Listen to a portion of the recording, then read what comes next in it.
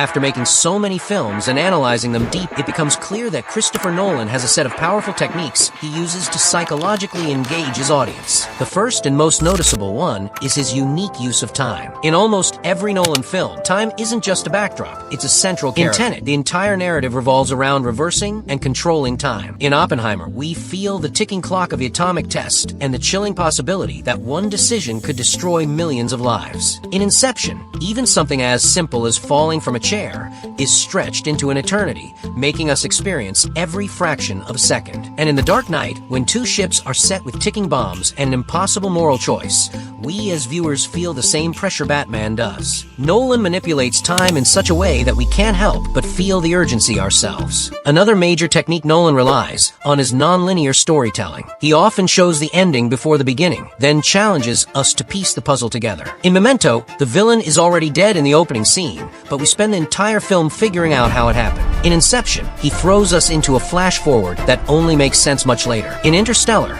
Murph notices books falling in strange patterns, which first seem paranormal, but turn out to be clues from the future. This constant back and forth between timelines divides audiences.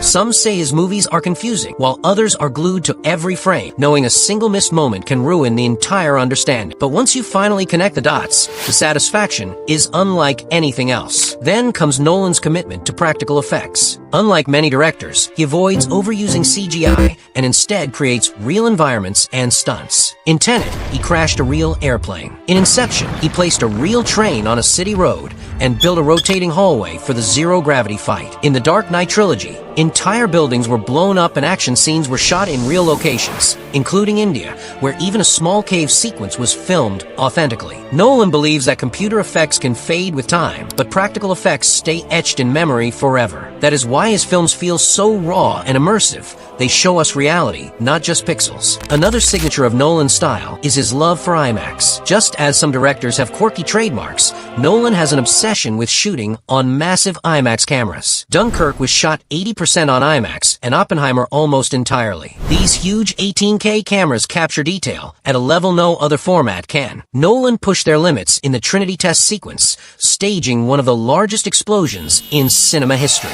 He doesn't want us to simply watch such moments. He wants us to feel them with overwhelming scale and detail. And finally, one of Nolan's strongest weapons is music, especially the scores created by Hans Zimmer. Think of The Dark Knight, Inception, Interstellar, Dunkirk. Zimmer's music doesn't just accompany the visuals, it invades our emotions. Even if someone doesn't fully grasp the complicated storylines, the music stays in their memory, echoing in their mind, and giving goosebumps long after the film ends. In many ways, Nolan's genius is elevated even further because of Zimmer's soundtracks. These 5 storytelling techniques are what make Nolan's films unforgettable. Once you notice them, you'll see the patterns everywhere, and his movies will feel even more fascinating.